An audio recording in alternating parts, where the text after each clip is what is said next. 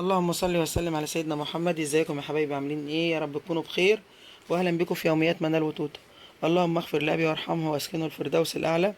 زي ما انتم شايفين كده هنعمل اعاده تدوير لاي حاجه في البيت، مش لازم حاجه واحده يعني. اي حاجه في البيت تعملي لها اعاده تدوير هتفرحي قوي بالنتيجه. وهنشوف مع بعض كده هنعمل اعاده تدوير للشمع زي ما انتم شايفينه. نتيجه هتبهركم وهتعجبكم جدا، وهتخلي اي ست تبقى عايزه تدور على اي حاجه في البيت ملهاش لازمة أو عايز هتترمي، فهي تفكر ازاي ترجعها جديدة أو تستفاد منها. زي ما انتم شايفين كده الشمع ده كان عندي بقاله فترة كبيرة. بصراحة ريحته جميلة، وهو كان الأول كنت هحطها زي ديكور وكده. فبعد كده بصراحة اما شكله باظ كده بقيت أعمل ايه بقى، أحط فيه البخور اللي هو البخور العيدان دوت، كنت بحطه فيه عشان ما يقعش وكده. وبعد كده لقيتهم بصراحة مستخسرة ارميهم، وفي نفس الوقت شكلهم مش حلو. فقلت لا، ايه، ادور على اي اختراع كده وارجعهم، ايه، استفاد بشكلهم. الصراحه شكلهم يعني الشمع بتاعهم حلو من الغالي، وفي نفس الوقت ريحتهم موجوده ولونهم موجود. فقلت خلاص هعمل لهم اعاده تدوير ونشوف مع بعض النتيجه هتعجبكم جدا. خليكم معايا لنهايه الفيديو، النتيجه بجد بجد جميله. آه طبعا بصوا بقى الشمع، انت لو عندك شمع، بقايا شمع من الشمع اللي احنا بننوره اليومين دول في قطعان النور طبعا، لمي الشمع كله لونه ابيض. هتجيبي او عايزه مثلا تلونيه، هتجيبي الشمع، الالوان الشمع بتاعت الاطفال اللي احنا بنجيبها لاطفالنا دي. هتحطي منها اللون اللي يعجبك في قلب الشمع، هيديك اللون اللي انت عايزاه. وحطي اي لون، اي نوع معطر انت عايزاه، بس يكون زيت ما يكونش ميه، لان لو ميه مش هينفع في الشمع. وتسيحيه زي كده، وضيفي اللون، وضيفي اي نوع انت بتحبيه، يعني اي ريحه انت بتحبيها هتحطيه فيها وهيديكي نتيجه حلوه قوي. طبعا انا مش هحط ولا اي نوع معطر ولا هحط لون، لان زي ما انتم شايفين كده لونه موجود، فانا مش محتاجه الحاجات دي. الكنز طبعا دول كنزتين اللي عرفت اعطر عليهم. هعمل بيهم زي ما انتم شايفين كده، هنقصهم مع بعض ونشوف هنعمل بيهم ازاي ونطلع بنتيجه جميله. طبعا انت بتقصي الكنز خلي بالك، لانه بجد عامل زي الموس مع انه خفيف جدا، بس بجد بيعور يعني. فانا بحاول اقطعه بالسكينه. انا هعمل منه كام مقاس كده، بس طبعا ما كانش متاح ليا غير الاتنين دول بس. فهنحاول كده نشوف النتيجه بيهم هتطلع ايه. بصي بقى بكنز، بكوبايات ازاز عندك اللي ما تكونيش عايزاه، بس طبعا انت مش هتعرفي تطلعيه منها، فتحطيه تخليه اساسي فيها، تصبيه فيها وتخليها بازازه بحالها كده. لو انت الشمع عندك بيطلع روائح مفوحه زي كده، ممكن تحطيه في كوبايه ازاز. تمام. وممكن تحطيه في قوالب السيليكون، فعلى حسب. بس انا بصراحه انا استسهلت موضوع الكنز ده، بجد جميل ومديني نتيجه بجد روعه بامانه. انا ما كنتش متوقعه انه يطلع حلو كده. خليكم معايا بقى لنهايه الفيديو وانتوا هتشوفوا الجمال كله. طبعا انا هقص الكنز دي كده عملناها. انا المفروض ان انا كنت عايزه مقاس واحد، يعني ايه، كنزايه عايزه 3 كنزيات، بس التلاته يكونوا مقاس واحد. ما لقيتش بصراحه المقاس الكبير والمقاس الصغير دول، عرفت اجيبهم. فاضطريت غصب عني، فقلت احاول اوفقهم مع بعض يعني، مش مشكله. كده ايه هنقصهم. انا عملت بالسكينه ما نفعش، فحسيت انها صوتها اهو كده سويتهم بالمقص. بعد ما تقصيهم وتشيل منهم القطع اللي فوق دول، لازم تقصيهم بالمقص وتسويهم كده، عشان لما تصوب الشمع يديكي نتيجه ايه كويسه كده. انا بعد ما قصيت افتكرت ان انا عايزه المقاس ده اقل من ده، مش عايزاهم الاتنين مقاس واحد، فاضطريت اقص منها تاني اهو. يا ريت بقى ما تنسوش تشتركوا في القناة وتفعلوا الجرس وتعملوا لايك عشان ان شاء الله يوصلكوا كل جديد. بصوا بقى اللي انا بقوله لكم، اعاده التدوير ده مش لازم في الشمع بس، في اي حاجه. في صابون عندك، بقايا صابون عندك مثلا كتير، وسيحيهم في الميكروويف، واعمليهم برضو صبيهم في اي حاجه، مش لازم قالب سيليكون ولا كلام من ده، في اي حاجه عندك. تمام. و...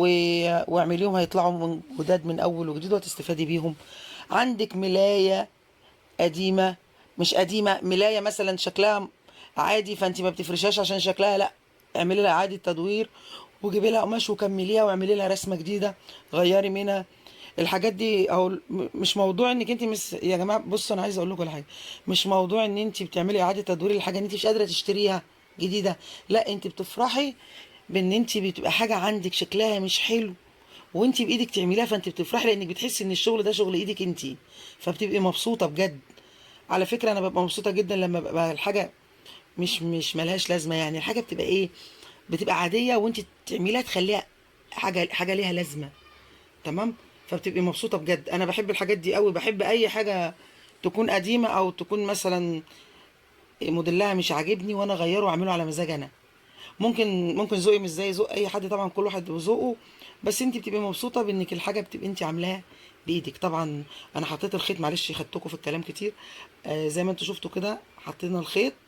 وبصوا بقى، بعد ما بتحطي الخيط كده وبتعملي مكانه ثقب كده، لو انت هتصبي الشمع وعارفه ولقيتي الشمع بينقط منك، تروحي صابه شويه شمع صغننين وتروحي حطاهم.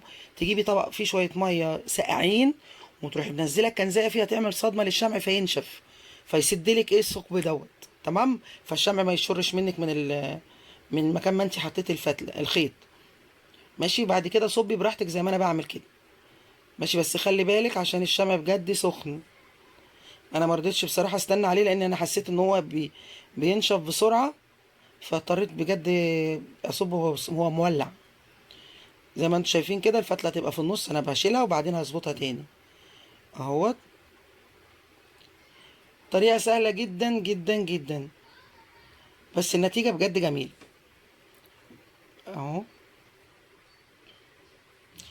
طبعا انا الشمع ده عشان ليه ريحه ممكن اصب في عندي قوالب سيليكون، ممكن اللي فاضل اصبه فيها من غير خيط واحطه كده ديكور مثلا بيطلع ريحته شديده جدا وجميله. ماشي كده خلصته واسيبه ينشف. بصوا بعد ما نشف بقى الجمال، بجد بامانه انا ما كنتش متوقعه النتيجه دي. يعني انا بامانتي اللي انا قلت انا هجرب ويا عالم هيطلع ايه، بس طلع بجد بجد حلو. عجبني بجد.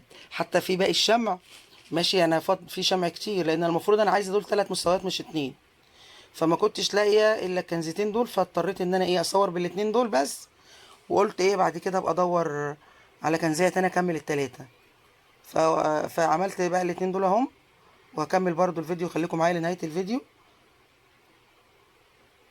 اهم حاجه تخلي بالك وانت بتشيلي الكنز، يعني بجد حامي بجد، مش حامي سخن، حامي موس.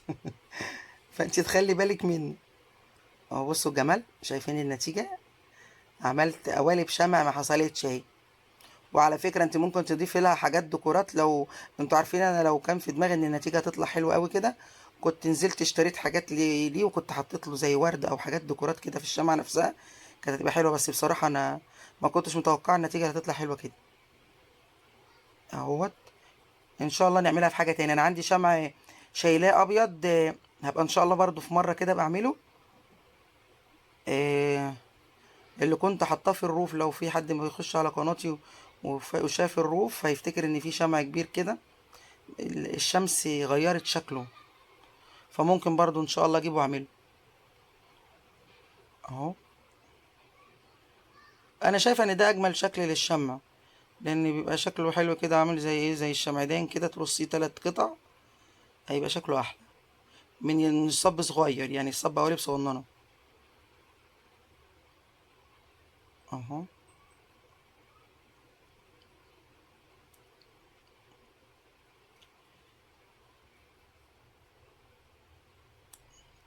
اهو هي دي النتيجة يا جماعة. بصوا بقت جميلة جميلة، أيوة تكتك. شوفوا الشكل بقى. هنعمل بقى ديكور ليهم كده. أنا عملت التالتة أهي. التالتة بقى عدتني شكل برضو إن شاء الله أعمله في المرة الجاية.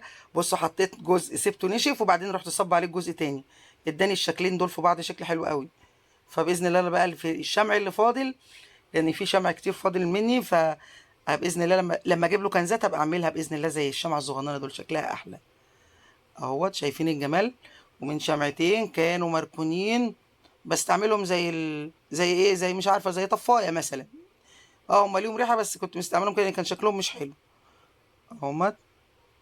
بصوا الجمال. طبعا دي حاجات من عندي، انا قلت كده ايه اعمل لكم اي ديكوريشن كده عشان يديكوا شكل حلو اهو ما تنسوش بقى تشتركوا في القناة وتفعلوا الجرس عشان ان شاء الله يوصلكوا كل جديد، وادعوا لي بالاستمرارية ان انا بإذن الله استمر. اهو شايفين الجمال.